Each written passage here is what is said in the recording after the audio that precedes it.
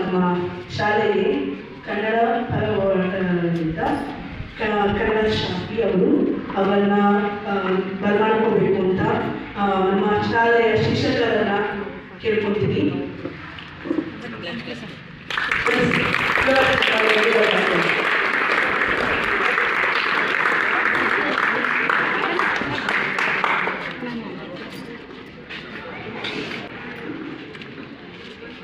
ನೀವೆಲ್ಲ ನೋಡಿರ್ಬೇಕು, ಕನ್ನಡ ಶಕ್ತಿ ಅಂತ ನೋಡಿದ್ದೀರಾ, ಕೇಳಿದ್ದೀರಾ, ಇಲ್ಲ ಯಾವುದೋ ಒಂದು ಯೂಟ್ಯೂಬ್ ಚಾನಲ್ಗಳಾದರೂ ಕಂಡಿರ್ತಾರೆ ಅವರು. ಖಂಡಿತವಾಗ್ಲು ಅವರು ಕನ್ನಡ ಪರ ಹೋರಾಟಗಾರರು. ಅಂದರೆ ಕನ್ನಡ ಭಾಷೆ, ಕನ್ನಡ ಜಲ, ಕನ್ನಡ ನೆಲ, ಇದು ಮೂರಕ್ಕೋಸ್ಕರ ನಾನು ನೋಡಿದಂಗೆ ಬಹಳ ಬಹಳ ಬಹಳ ಕಷ್ಟ ಮತ್ತು ಶ್ರಮಪಟ್ಟು ಹೋರಾಡ್ತಾ ಇದ್ದಾರೆ ಅವರು. ಈಗ ಅವರು ನನ್ನ ಮೀಟ್ ಮಾಡ್ಲಿಕ್ಕೆ ಬಂದಿದ್ದೇನೆ ಅಂತಂದರೆ ಅವ್ರದ್ದು ಕನ್ನಡ ಸುದ್ದಿವಾಹಿನಿ ಸ್ಟಾರ್ಟ್ ಮಾಡ್ತಿದ್ದಾರೆ. ಸ್ವರಾಜ್ ಎಕ್ಸ್ಪ್ರೆಸ್ ಅಂತ ಒಂದು ಕನ್ನಡ ಚಾನೆಲ್ ಸ್ಟಾರ್ಟ್ ಮಾಡ್ತಾ ಇದ್ದಾರೆ. ನೀವು ನೋಡಿರ್ಬೇಕು, ಹಲವಾರು ಚಾನೆಲ್ಗಳು ನಿಮ್ಗೆ ಗೊತ್ತಿರುತ್ತೆ, ಟಿವಿ 9 ಆಗಲಿ, ರಿಪಬ್ಲಿಕ್ ಟಿವಿ ಆಗಲಿ, ಪಬ್ಲಿಕ್ ಟಿವಿ ಆಗಲಿ. ಅದೇ ಥರ ಇವರು ಕೂಡ ಒಂದು ಚಾನೆಲ್ನ ಅತಿ ಶೀಘ್ರದಲ್ಲಿ ಸ್ಟಾರ್ಟ್ ಮಾಡಲಿಕ್ಕಿದ್ದಾರೆ. ಆದರೆ ಅವರು ಫಾರ್ಚುನೇಟ್ಲಿನ ಅನ್ಫಾರ್ಚುನೇಟ್ ಬಂದು ಇಲ್ಲಿ ಬಂದಿದ್ದಾರೆ ನಾನು ಮೀಟ್ ಮಾಡಲಿಕ್ಕೆ. ಅವಾಗ ನಾನು ಹೇಳಿದೆ, ಬನ್ನಿ ಸರ್, ಒಂದು ಫೇರ್ವೆಲ್ ನಡೀತಾ ಇದೆ, ನಿಮ್ಮ ಕಡೆಯಿಂದ ಒಂದು ಸಣ್ಣ ಒಂದು ಹುಡುಗಿಗೆ ಒಂದು ಅವಾರ್ಡ್ ಕೊಡೋದು, ಎಲ್ಲ ಸರ್ಟಿಫಿಕೇಶನ್ ಮಾಡೋದಾದ್ರೆ ಬಂದು ಮಾಡಿ ಅಂತ ಹೇಳಿದೆ. ನನಗೂ ಬಹಳ ಹಳೆ ಪರಿಚಯ. ನಮಗೇನಾದ್ರು ಒಂದು ಸಣ್ಣ ಪುಟ್ಟ ತೊಂದರೆ ಇದ್ರೆ ಕೂಡ ಬಂದು ಫಸ್ಟ್ ಸ್ಪಂದಿಸ್ತಾರೆ ಅಲ್ವಾ ಶಬಿ ಸರ್? ನಮ್ಮ ಪ್ರಕಾರ ಒಂದು 50 ವರ್ಷ ಹಳೆ ಫ್ರೆಂಡ್ಶಿಪ್ ಇದೆ ನಮಗೆ. ಸಡನ್ ಆಗಿ ಬಂದು ನಾನು ಹೇಳಿದೆ, ಈ ಥರ ಒಂದು ಚಿಕ್ಕ ಪ್ರೋಗ್ರಾಮ್ ನಾನು ಅಂದ್ಕೊಂಡಿದ್ದೀನಿ. ಆ್ಯಕ್ಚುಲಿ ನಾನು ಇವತ್ತು ನಿಮ್ಮ ಫೇರ್ವೆಲ್ಗೋಸ್ಕರ ನಾನು ಇಲ್ಲಿದ್ದೀನಿ. ನಾನು ಇವತ್ತು ಚೆನ್ನೈಗೆ ಹೋಗಬೇಕಾಗಿತ್ತು. ನೀವು ಇಷ್ಟು ರಿಕ್ವೆಸ್ಟ್ ಮಾಡ್ಕೊಂಡಿದ್ದಾರೆ, ನನ್ನ ಕರ್ತವ್ಯ ಕೂಡ ಆಗುತ್ತಿದ್ದೀನಿ ನಾನು ಇರಬೇಕು ಅಂತ. ಅದೇ ಥರ ಇವರು ಬಂದಿದ್ದಕ್ಕೆ ನಮಗೆ ಅದು ಈ ಒಂದು ಪ್ರೋಗ್ರಾಮ್ ಬಹಳ ವಿಜೃಂಭಣೆಯಿಂದ ಮಾಡಲಿಕ್ಕೆ ಆಗ್ತಾ ಇದೆ. Thank you sir, thank you Shabi sir. ಇದರೊಟ್ಟಿಗೆ ನಾನು ಶಬಿ ಸರ್ ಹತ್ರ ಒಂದೆರಡು ಮಾತುಗಳು ಮಕ್ಕಳಿಗೋಸ್ಕರ ಹೇಳಬೇಕು ಅಂತ ಕೇಳ್ಕೊಳ್ತೀನಿ. ಎಲ್ಲರಿಗೂ ನಮಸ್ಕಾರ. ನನಗೆ ಈ ಸ್ಕೂಲ್ ಪ್ರೋಗ್ರಾಮ್ಗಳಿಗೆ ಹೋಗಬೇಕು ಅಂದರೆ ಸ್ವಲ್ಪ ಭಯ. ಏನಕ್ಕೆ ಅಂದರೆ ಎಲ್ಲ ಆಂಗ್ಲಮಯ ಆಗಿರುತ್ತೆ. ಸುಮಾರು ಒಂದು 80 ವರ್ಷಗಳ ಹಿಂದೆ ಗಾರಪಾಳ್ಯದಲ್ಲಿ ಇದೇ ಮದರ್ ತೆರೇಸಾ ಅಕಾಡೆಮಿ ಸ್ಕೂಲ್ ಇದೆ, ಪ್ರಶಾಂತ್ ಸರ್ ಅವರ ಸ್ಕೂಲ್ನಲ್ಲಿ ನಾನು ಮಾತಾಡಿದ್ದು. ಅದಾದ್ಮೇಲೆ ಅದೇ ಸ್ಕೂಲ್ ಕಾರ್ಯಕ್ರಮದಲ್ಲಿ ಮಧ್ಯಸ್ಥರು ಮಾತಾಡ್ತಾರೆ. ಇದು ಒಂಥರ ವಿಸ್ಮಯ ಅಂತಾನೆ ಹೇಳ್ಬೇಕು. ಯಾವ ಸ್ಕೂಲ್ ಕಾರ್ಯಕ್ರಮಕ್ಕೂ ನಾನು ಹೋಗೋದಿಲ್ಲ. ಯಾಕಂದ್ರೆ ಎಲ್ಲ ಇಂಗ್ಲಿಷ್ ಹಾಡುಗಳು, ಹಿಂದಿ ಹಾಡುಗಳು ಹಾಕೊಂಡೆ ಅಲ್ಲಿ ಹೋಗ್ಬಿಟ್ಟು, ಯಾಕೆ ನನ್ನಿಂದ ಅವ್ರಿಗೆ ನೆಗೆಟಿವ್ ಅನ್ನೋದು. ಮತ್ತೆ ಅಲ್ಲಿ ಹೋದ್ರೆ ನಮ್ಗೆ ಏನಾಗುತ್ತೆ, ರಕ್ತ ಕುದಿತಾ ಇರುತ್ತೆ. ಬೇರೆ ಭಾಷೆ ಕೇಳ್ತಾ ಇದ್ದಂಗೆ ಅದು ಕೇಳಿಸ್ಕೊಳ್ಳೋದು ನಮ್ಗೆ ಆಗೋದಿಲ್ಲ. ಕನ್ನಡ ಬಿಟ್ರೆ ಬೇರೆ ಭಾಷೆ ನಮ್ಮ ಕಿವಿನೂ ತಗೊಳ್ಳೋದಿಲ್ಲ, ನಮ್ಮ ಹೃದಯನೂ ಒಪ್ಪೋದಿಲ್ಲ. ಅವಾಗ ಏನಾಗುತ್ತೆ, ರಕ್ತ ಎಲ್ಲ ಆಚೆ ಬಂದ್ಬಿಡುತ್ತೋ, ಆ ಕುದಿಯೋ ರಕ್ತ ಅನ್ನೋದ್ರ ಆಗ್ಬಿಡುತ್ತೆ. ತುಂಬಾ ಮನಸ್ಸಿಗೆ ನೋವುವಂತ ವಿಚಾರ. ಎಲ್ಲ ಶಾಲೆಗಳಲ್ಲಿ ನಮ್ಮ ಪ್ರಶಾಂತ್ ಸರ್ ಪರವಾಗಿಲ್ಲ, ನಮ್ಮ ಬೆಂಗಳೂರಲ್ಲಿ ಅದೇ ಅಂತ 8 ವರ್ಷ ಆದ್ಮೇಲೆ ಮತ್ತೆ ನಿಮ್ಮ ಶಾಲೆಗೆ ಒಂದು ಇವತ್ತು ಮಾತಾಡ್ತಿದ್ದೀನಿ. ಮತ್ತೆ 8 ವರ್ಷ ಆದ್ಮೇಲೆ ಬೇರೆ ಶಾಲೆಗೂ ಸುಮಾರು ಜನ ಕರೀತಾರೆ, ನಾನು ಎಲ್ಲೂ ಹೋಗಿಲ್ಲ. ಏನಕ್ಕೆ ಸಮಸ್ಯೆ ಬಂದ್ಬಿಟ್ಟು ಭಾಷೆ ಸಮಸ್ಯೆ. ಎಲ್ಲ ಬೇರೆ ಬೇರೆ ಭಾಷೆಗಳು ಆಡ್ಕೊಳ್ಳೋದು, ಬೇರೆ ಬೇರೆ ಭಾಷೆ ಇಂಗ್ಲೀಷಲ್ಲೇ ಹಾಕಿದ್ರು ತುಂಬಾ ಬೇಜಾರಾಗುತ್ತೆ. ಹಂಗಂತ ಹೇಳ್ಬಿಟ್ಟು ಮಕ್ಕಳಿಗೂ ಅಲ್ಲಿ ಹೋಗ್ಬಿಟ್ಟು ನಮ್ಮಿಂದ ತೊಂದರೆ ಆಗೋದು ಬೇಡ ಅನ್ನೋದೇ ನಾವು ಆ ಕಾರ್ಯಕ್ರಮಕ್ಕೆ ಹೋಗೋದಿಲ್ಲ. ಹಾಗಾಗ್ಬಿಟ್ಟು ಮೊದಲನೇದಾಗಿ ಎಲ್ಲ ಬೈಬಲ್ಗಳಲ್ಲೂ, ಕುರಾನ್ನಲ್ಲಿ ಮತ್ತೆ ಬೇರೆ ಗ್ರಂಥಗಳಲ್ಲಿ ಇದೆ, ನಾವು ಹುಟ್ಟಿರ್ತಕ್ಕಂಥ ಜಾಗ ಅಥವಾ ನಾವಿರ್ತಕ್ಕಂಥ ಜಾಗನ ಗೌರವಿಸ್ಬೇಕಂತ ಹೇಳ್ಬಿಟ್ಟು ಎಲ್ಲ ಬೇರೆ ಗ್ರಂಥಗಳಲ್ಲಿ ಮತ್ತೆ ಬೈಬಲ್ನಲ್ಲಿ ಮತ್ತೆ ಕುರಾನ್ ಸಮೇತ ಇದೆ. ಇದನ್ನ ನಾವು ಎಲ್ಲಿರ್ತೀವಿ ಅದನ್ನ ಪ್ರತಿಯೊಬ್ಬರು ನಾವು ಅರ್ಥ ಮಾಡ್ಕೋಬೇಕು. ಧರ್ಮನ ಗೌರವಿಸೋರು ಪ್ರತಿಯೊಬ್ಬರು ನಾವು ಎಲ್ಲಿದ್ದೀವಿ ಅನ್ನೋದನ್ನ ಫಸ್ಟ್ ತಿಳ್ಕೊಳ್ತಾರೆ. ಯಾಕಂದ್ರೆ ಮುಸ್ಲಿಂ ಆಗಿರ್ಲಿ, ಕುರಾನ್ ಹದೀಸು ಮತ್ತೊಂದು ತೆಗೆದು ನೋಡಿದಾಗ ನಾವು ಎಲ್ಲಿರ್ತೀವಿ ಆ ಜಾಗದ ಗೌರವಿಸ್ಬೇಕು ಅಂತ ಅಲ್ಲೂ ಇದೆ. ಅದೇ ರೀತಿ ಕ್ರಿಶ್ಚಿಯನ್ಸ್ ಆಗಲಿ, ಬೈಬಲ್ ಓದ್ತಾ ಇದ್ದಾರೆ, ಅವರು ಧರ್ಮನ ಗೌರವಿಸ್ತಾ ಇದ್ದಾರೆ ಅಂದ್ರೆ ಬೈಬಲ್ ಓದಲೇಬೇಕು. ಬೈಬಲ್ ಓದ್ತಾ ಇದ್ದಾರೆ ಅಂದ್ರೆ ನಾವು ಇರೋ ಜಾಗದಲ್ಲಿ, ನಾವು ಇರೋ ಸ್ಥಳನ, ನಾವು ಇರ್ತಕ್ಕಂಥ ಸ್ಥಳನ ಗೌರವಿಸ್ಬೇಕು ಅಂತ ಅದನ್ನು ಇದೆ ಅನ್ನೋದು. ಬೇರೆ ಉಪನಿಷತ್ತುಗಳು, ಗ್ರಂಥಗಳು ಯಾವ ಹಿಂದೂ ಧರ್ಮದ ಸಮೇತ ಅದನ್ನು ಸಮೇತ ನಾವು ಎಲ್ಲಿದ್ದೀವಿ ಅನ್ನೋದು, ನಾವು ಎಲ್ಲಿ ಹುಟ್ಟಿದ್ದೀವಿ ಅಥವಾ ಎಲ್ಲಿದ್ದೀವಿ ಅನ್ನೋದು ಆ ಜಾಗಕ್ಕೆ, ಆ ಸ್ಥಳಕ್ಕೆ, ಆ ಸಂಸ್ಕೃತಿಗೆ ಗೌರವ ಕೊಡ್ಬೇಕಂತಕ್ಕಂಥದ್ದು ಅದು ಸಮೇತ ಇರುತ್ತೆ. ಹಾಗಾಗ್ಬಿಟ್ಟು ನಾವು ಆಂಧ್ರದಲ್ಲಿ ಹೋದ್ರೆ ನಾನು ತೆಲುಗಲ್ಲಿ ಮಾತಾಡ್ತೀನಿ ಅಥವಾ ಮಹಾರಾಷ್ಟ್ರ ಹೋದ್ರೆ ಹಿಂದಿಯಲ್ಲಿ ಮಾತಾಡ್ತೀನಿ ಅಂತ ಆದ್ಮೇಲೆ ಕರ್ನಾಟಕದಲ್ಲಿ ನಾವು ಕನ್ನಡ ಮಾತಾಡಬೇಕು. ಮತ್ತೆ ಬೇರೆ ರಾಜ್ಯದಿಂದ ಬಂದಿರತಕ್ಕಂಥ ಸಮೇತ ನಮ್ಮ ಸಂಸ್ಕೃತಿ ಗೌರವ ಕೊಟ್ಟು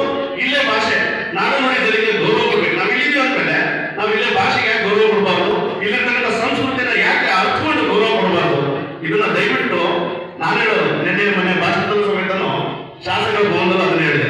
ನಮ್ಮ ರಾಜ್ಯದಲ್ಲಿ ಬರೀ ಹೋರಾಟಗಾರರು ಮಾತ್ರ ಕನ್ನಡಿಗರಲ್ಲ, ಕರ್ನಾಟಕದಲ್ಲಿರ್ತಕ್ಕಂಥ 31 ಜಿಲ್ಲೆ ಇರ್ತಕ್ಕಂಥ ಪ್ರತಿಯೊಬ್ಬರು ಯಾವುದೇ ಭಾಷಿಕರಾಗಿರ್ಲಿ ಅಥವಾ ಯಾವುದೇ ರಾಜ್ಯದವರಾಗಿರ್ಲಿ ಅಥವಾ ಯಾವುದೇ ಧರ್ಮದವರಾಗಿರ್ಲಿ ಅವರು ಕನ್ನಡ ನಾಡು ನುಡಿ ಜನರ ಬಗ್ಗೆ ಅಭಿಮಾನನ ಅಭ್ಯಾಸ ಮಾಡ್ಕೋಬೇಕು. ನಮಗೆ 2 ಕಣ್ಣು 2 ಕೈ ಮೂಗು ಬಾಯಿ 2 ಕಾಲು ಎಲ್ಲ ಹಿಂಗೆ ನಾವು ಅಭ್ಯಾಸ ಆಗಿದ್ದೀವೋ ಅದೇ ರೀತಿ ನಾಡು ನುಡಿ ಜನರ ಬಗ್ಗೆ ಕರ್ನಾಟಕದ ಬಗ್ಗೆ ಅಭಿಮಾನನ ಅಭ್ಯಾಸ ಮಾಡ್ಕೋಬೇಕು. ಅವಾಗಲೇ ನಾವು ನಮ್ಮ ಸಂಸ್ಕೃತಿಗೆ ನಮ್ಮ ನಾಡಿಗೆ ಗೌರವ ಕೊಟ್ಟಂಗೆ. ಹಾಗಾಗ್ಬಿಟ್ಟು ಇದು ಎಲ್ಲಾಗಬೇಕು ಅಂದ್ರೆ ಮನೇಲಿ ತಂದೆ ತಾಯಿಗಳಿಂದ ಆಗ್ಬೇಕು, ಶಾಲೆಗಳಲ್ಲಿ ಗುರುಗಳಿಂದ ಆಗ್ಬೇಕು.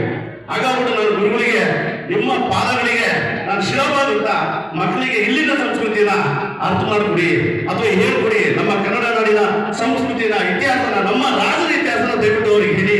ಯಾವುದೇ ಧರ್ಮದ ರಾಜ ಆಗಲಿ ಕರ್ನಾಟಕದ ಕನ್ನಡ ನಾಡಿನ ರಾಜರ ಬಗ್ಗೆ ಅವ್ರಿಗೆ ಹೇಳಿ, ನಮ್ಮ ಕನ್ನಡ ನಾಡಿನ ಇತಿಹಾಸದ ಬಗ್ಗೆ ಅವ್ರಿಗೆ ಹೇಳಿ. ನಮ್ಮ ರಾಜರು ಹೇಗಿದ್ರು, ಎಲ್ಲೇವರೆಗೂ ನಮ್ಮ ರಾಜರು ಹೋಗಿ ಆಡಳಿತ ಮಾಡಿದ್ದಾರೆ ಅನ್ನೋದ್ರ ಬಗ್ಗೆ ತಿಳಿಸ್ಕೊಡಿ. ಏನೋ ಕಿತ್ತೂರು ರಾಣಿ ಚೆನ್ನಮ್ಮ ಆಗ್ಲಿ, ಒನಕೆ ಓಬವ್ವ ಆಗ್ಲಿ, ಅಥವಾ ಮೈಸೂರು ರಾಜರಾಗ್ಲಿ, ಸಂಗೊಳ್ಳಿ ರಾಯಣ್ಣ ಆಗ್ಲಿ, ಹೀಗೆ ಹಲವಾರು ಸಾವಿರವಿದೆ. ಹೇಳ್ತಾ ಹೋದ್ರೆ ಹೇಳೋದಕ್ಕೆ ಪುಟಗಳು ಖಾಲಿ ಆಗಲ್ಲ ಅಥವಾ ದಿನಗಳು ಸಾಕಾಗಲ್ಲ. ಹೀಗಿರ್ಬೇಕಾದ್ರೆ ನಮ್ಮ ನಾಡಿನ ಇತಿಹಾಸ ಎಲ್ಲವರೆಗೂ ಇದೆ, ಎಷ್ಟು ವರ್ಷಗಳದ್ದು ಇದೆ ಅನ್ನೋದನ್ನ ನಾವು ಮಕ್ಕಳಿಗೆ ಫಸ್ಟ್ ತಿಳಿಸ್ಕೊಡ್ಬೇಕು. ಹಾಗಾಗ್ಬಿಟ್ಟು ನಾನು ಜಾಸ್ತಿ ಮಾತಾಡಕ್ ಹೋಗಲ್ಲ. ಇಲ್ಲಿ ಬಂದಿರೋ ಕಾರ್ಯಕ್ರಮ ಬೇರೆ ಇದೆ, ಭಾಷಣದ ಕಾರ್ಯಕ್ರಮ ಅಲ್ಲ. ಆಗಿರೋದ್ರಿಂದ ನಾನು ಇವಾಗೇನು ಕಾರ್ಯಕ್ರಮ ಇದೆ ಅದನ್ನ ಮಾತಾಡ್ತಾ ಆ ಕಾರ್ಯಕ್ರಮದ ಬಗ್ಗೆ ನಾವು ಮುಂದುವರಿಸೋಣ ಅಂತ ಹೇಳ್ತಾ ಎಲ್ಲರೂ ಎತ್ತಿಕೊಂಡು ಎಲ್ಲರೂ ಒಂದು ನಿಮಿಷ ಎತ್ತಿಕೊಳ್ಳಿ ಅಂತ ಹೇಳ್ಬಿಟ್ಟು ಎತ್ತಿಕೊಂಡು ಕರ್ನಾಟಕ ಮಾತೆಗೆ ನೀವು ಹಾಕೋ ಜೈಕಾರ ವಿಧಾನಸೌಧದಲ್ಲಿರ್ತಕ್ಕಂಥ ಮಂತ್ರಿಗಳಿಗೆ ಹೋಗಿ ತಲುಪಬೇಕು. ಗೋಡೆಗಳು ಬಾಗಿಲುಗಳು ನುಚ್ಚು ನೂರಾಗಬೇಕು ನಿಮ್ಮ ಜೈಕಾರಕ್ಕೆ. ಕರ್ನಾಟಕ ಮಾತೆಗೆ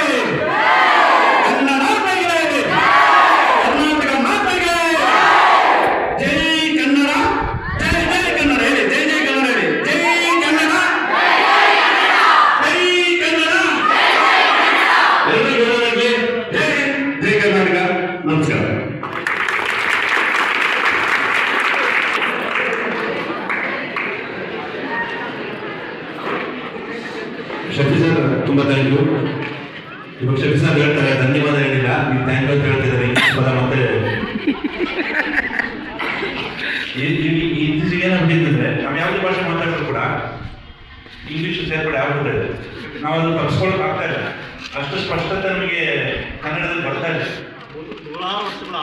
ಅದೇ ಅದೇ ಅದೇ ಅದೇ ಸಮಸ್ಯೆ ಆಗಿರೋದು ಜಾಸ್ತಿ ಇದೆ. ಅದರೊಟ್ಟಿಗೆ ನಾವು ಕನ್ನಡ ಬೇರೆ ಭಾಷೆಗಳನ್ನು ಬೆಳೆಸ್ಕೊತಿದ್ವಿ.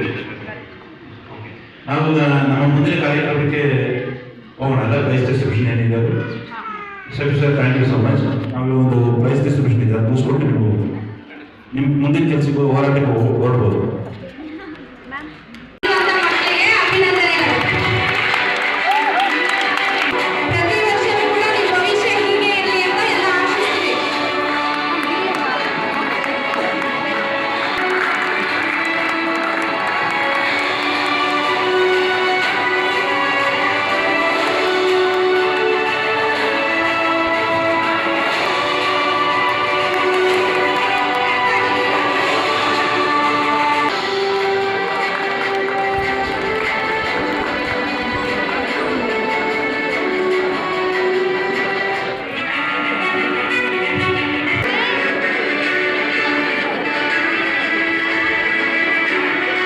ಇವತ್ತಿನ ಈಗಿನ ನಿಜವಾದ ಹೀರೋಗಳು ಯಾರು ನಿಮಗೆ ಅಂದ್ರೆ ನಿಮ್ಮ ಗುರುಗಳು, ಟೀಚರ್ಸೇ ನಿಮಗೆ ಹೀರೋಗಳು ಹೀರೋಯಿನ್ಗಳು. ಯಾಕಂದ್ರೆ ಅವ್ರನ್ನ ಆದರ್ಶವಾಗಿ ತಗೊಂಡ್ರೆ ಗುರುಗಳನ್ನ ಏನಿಂದ ಕೇಳಿರ್ತಕ್ಕಂಥ ಶಿಷ್ಯ ಇವತ್ತವರೆಗೂ ಹಾಳಾಗಿದ್ದ ಇತಿಹಾಸದಲ್ಲಿ ಇಲ್ಲ ಸರ್ ಅಲ್ವಾ? ಹಾಗಾಗ್ಬಿಟ್ಟು ಮಕ್ಕಳೆಲ್ಲ ಗುರುಗಳಿಗೆ ಅಂತ ಹೇಳಿದ್ರೆ ಜೈ ಹೇಳ್ಬೇಕು, ಗುರುಗಳಿಗೆ ಜೈಕಾರ ಆಗ್ಬಿಟ್ಟಿಲ್ಲ. ಗುರುಗಳಿಗೆ ಟೀಚರ್ಸ್ಗೆ ಗುರುಗಳಿಗೆ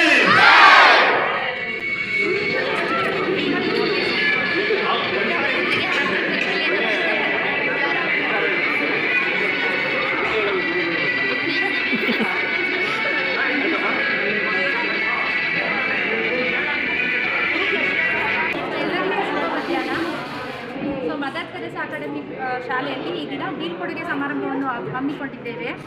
ಸೊ ಇಲ್ಲಿ ನೆರೆದಿರುವಂಥ ಪ್ರಾಂಶುಪಾಲರಿಗೂ ಹಾಗೂ ನನ್ನ ಸಹಪಾಠಿಗಳಿಗೂ ಮತ್ತು ನನ್ನ ಪ್ರೀತಿಯ ಮಕ್ಕಳಿಗೂ ಸೊ ಅಭಿನಂದನೆ ಸಲ್ಲಿಸ್ತಾ ನಾನು 2 ಮಾತನ್ನ ಶುರು ಮಾಡ್ತೀನಿ. ಸೊ ಬೀಳ್ಕೊಡುಗೆ ಸಮಾರಂಭ ಅಂದರೆ ಏನು? ಈಗ ನೀವು 10 ವರ್ಷದಲ್ಲಿ LKG ಇಂದ 10ನೇ ತರಗತಿವರೆಗೂ ಇಲ್ಲಿ ವ್ಯಾಸಂಗ ಮಾಡಿರ್ತೀರಾ. ಸೊ ಇಲ್ಲಿ ನಡೆದಿರುವಂಥದ್ದು, ನೀವು ಇಲ್ಲಿ ಕಲ್ತಿರುವಂಥದ್ದು, ನಿಮ್ಮ ಅನುಭವಗಳನ್ನ ಇಲ್ಲಿ ಹಂಚ್ಕೋಬೇಕು. ಸೊ ಅಲ್ಲಿ ಯಾವುದೇ ಮುಚ್ಚುಮರೆ ಏನಿಲ್ಲ. ನಿಮ್ಮ ಮನಸ್ಸಿಗೆ ಏನು ಅನಿಸುತ್ತೆ, ಈ ಶಾಲೆ ಬಗ್ಗೆ ನೀವೇನು ತಿಳ್ಕೊಂಡಿದ್ದೀರಾ, ಇಲ್ಲಿ ಗುರುಗಳ ಬಗ್ಗೆ ನಿಮ್ಗೆ ಯಾವ ಅಭಿಮಾನ ಇದೆ. ಸೊ ನಮ್ಮ ತಿಳ್ಕೊಂಡಿರೋ ಹಾಗೆ ಗುರು ಬ್ರಹ್ಮ, ಗುರು ವಿಷ್ಣು, ಗುರು ಮಹೇಶ್ವರ ಅಂತ ಹೇಳೋ ರೀತಿ, ಸೊ ಗುರುಗಳಿಂದ ನೀವು ಏನು ತಿಳ್ಕೊಂಡಿದ್ದೀರಾ, ಈ ಶಾಲೆ ಬಗ್ಗೆ ನಿಮಗೆ ಏನು ಅಭಿಮಾನ ಇದೆ ಅನ್ನೋದನ್ನ ನೀವು ನಿಮ್ಮ ಮನಸ್ಸಿಂದ ಇರುವಂಥ ಮಾತುಗಳನ್ನ ಹಂಚ್ಕೊಳ್ಳುವಂಥ ಕಾರ್ಯಕ್ರಮ ಆಗಿರುತ್ತೆ. ಎಲ್ಲರಿಗೂ ಮಧ್ಯಾಹ್ನದ ವಂದನೆಗಳು.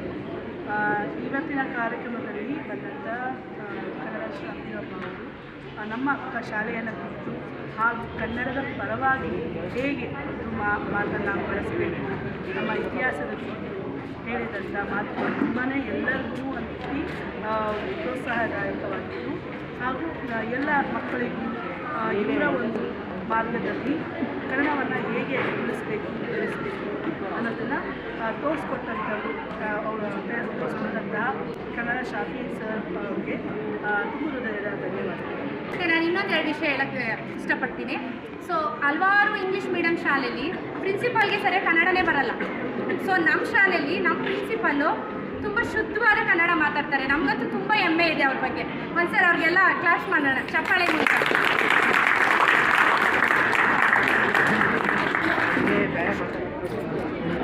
ಮಕ್ಕಳು ಯಾವುದೇ ಭಾಷೆಯಲ್ಲಿ ಕಲಿತ್ರೂ ಅವ್ರವ್ರ ಮಾತೃಭಾಷೆಯಲ್ಲೇ ಅದನ್ನು ಇಮ್ಯಾಜಿನ್ ಮಾಡ್ಕೋತಾರೆ. ಹಾಗಾಗಿ ಅವ್ರ ಭಾಷೆ ಬಗ್ಗೆ ಅವ್ರಿಗೆ ಯಾವಾಗಲೂ ಅಭಿಮಾನ ಇದ್ದೇ ಇರುತ್ತೆ. ಅವರು ಅದು ಯಾವುದೇ ಭಾಷೆಯವರಾಗಿರ್ಬೋದು, ಮತ್ತು ನಮ್ಮ ಕನ್ನಡ ಮಾತಾಡುವಂಥ ಮಕ್ಕಳಿಗೆ ಅವ್ರ ಭಾಷೆಯ ಬಗ್ಗೆ ಹೆಚ್ಚು ಅಭಿಮಾನ ಇದ್ದೇ ಇರುತ್ತೆ. ಅದು ಯಾವ ಶಾಲೆಯಲ್ಲಿ ಕಲಿತರೂ ಸಹ ಅದನ್ನು ನಾವು ಅವಾಯ್ಡ್ ಮಾಡೋಕ್ಕಾಗಲ್ಲ. ಅವರು ಅವ್ರ ಭಾಷೆಯಲ್ಲಿ ಮಾತಾಡ್ತಾನೆ ಇರ್ತಾರೆ. ಯಾಕಂದರೆ ನಾವೇ ಹೇಳ್ತೀವಿ talk in English, English medium ಅಂತ. ಆದರೆ ಯಾವುದೇ ಒಂದು ಮೂಲೆಗಳಲ್ಲಿ ಅವ್ರವ್ರ ಭಾಷೆಯಲ್ಲಿ ಅವರು ಕಂಫರ್ಟ್ ಝೋನ್ಗೆ ಹೋಗಿ ಮಾತಾಡ್ತಾನೆ ಇರ್ತಾರೆ. ಅದು ಅವ್ರ ಭಾಷೆ ಮೇಲೆ ಅವರಿಗಿರುವಂಥ ಅಭಿಮಾನ.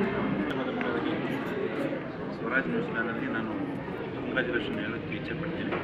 ಅದಲ್ಲದೆ ನಾವು ಇವತ್ತೇನು ನಮ್ಮ ಶಾಲೆಯಲ್ಲಿ ಇವತ್ತು ಫೇರ್ವೆಲ್ ಅಂತ ಹೇಳ್ಬಿಟ್ಟು ಫಂಕ್ಷನ್ ಮಾಡಿದ್ವಿ. ಅದು ಇವತ್ತಿಗೆ ಒಂದು ಸ್ವಲ್ಪ ಅಂತ ಹೇಳಿಕಲ್ಲ, ಸ್ವಲ್ಪ ದೊಡ್ಡ ಮಟ್ಟಿಗೆ ಅದೊಂದು ದೊಡ್ಡ ಫಂಕ್ಷನ್ ಆಗಿದೆ. ಯಾಕಂದರೆ ಕನ್ನಡ ಶಾಲೆಯವರು ಬಂದು ಇಲ್ಲಿ ಬಂದಿದ್ದಾರೆ. ಯಾವ ಥರ ಬಂದಿದ್ದಾರೆ ಅಂತ ಗೊತ್ತಿಲ್ಲ, ಇದು ಸಡನ್ನಾಗಿ ಬರಬೇಕಾಗಿತ್ತು, ಬಂದಿದ್ದಾರೆ. ಅದು ನಮಗೊಂದು ಸ್ವಲ್ಪ ನಮ್ಮ ಪ್ರೋಗ್ರಾಮ್ ಒಂದು ಸ್ವಲ್ಪ ಕಳೆ ಕೊಟ್ಟಿದೆ. ನಾನು ಅದಕ್ಕೆ ಶಕ್ತಿ ಅವರಿಗೆ ಥ್ಯಾಂಕ್ ಮಾಡಲಿಕ್ಕೆ ಇಚ್ಛೆಪಡ್ತೀನಿ. ಅದಲ್ಲದೆ ಇವತ್ತು ನಮ್ಮ ಎಲ್ಲ ಮಕ್ಕಳಿಗೆ 10ನೇ ಕ್ಲಾಸ್ ಪರೀಕ್ಷೆ ಬರೀಲಿಕ್ಕೆ ಹೋಗ್ತಾ ಇದ್ದಾರೆ. ಅವರಿಗೆ ನಾನು ಆಲ್ ದಿ ಬೆಸ್ಟ್ ಹೇಳಲಿಕ್ಕೆ ಇಚ್ಛೆಪಡ್ತೀನಿ. ಮತ್ತು ಎಲ್ಲರಿಗೂ ನನ್ನ ಧನ್ಯವಾದಗಳು. Thank you.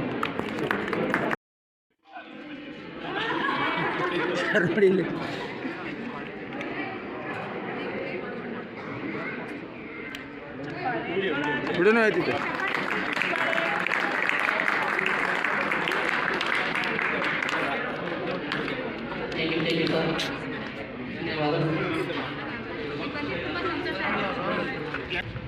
Standing ovation and a clap for Shafi sir.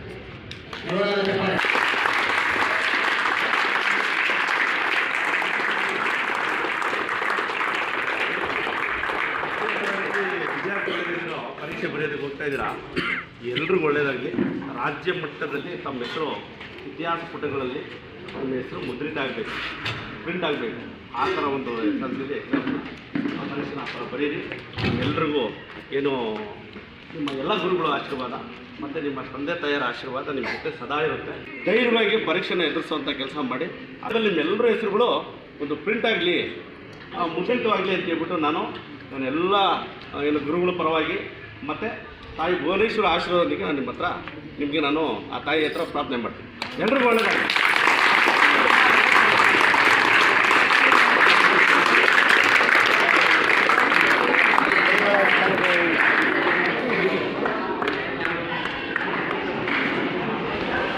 ಹೆಚ್ಚಿನ ಸುದ್ದಿಗಳಿಗಾಗಿ ನಮ್ಮ ಚಾನೆಲ್ ಅನ್ನು ಲೈಕ್ ಮಾಡಿ, ಸಬ್ಸ್ಕ್ರೈಬ್ ಮಾಡಿ.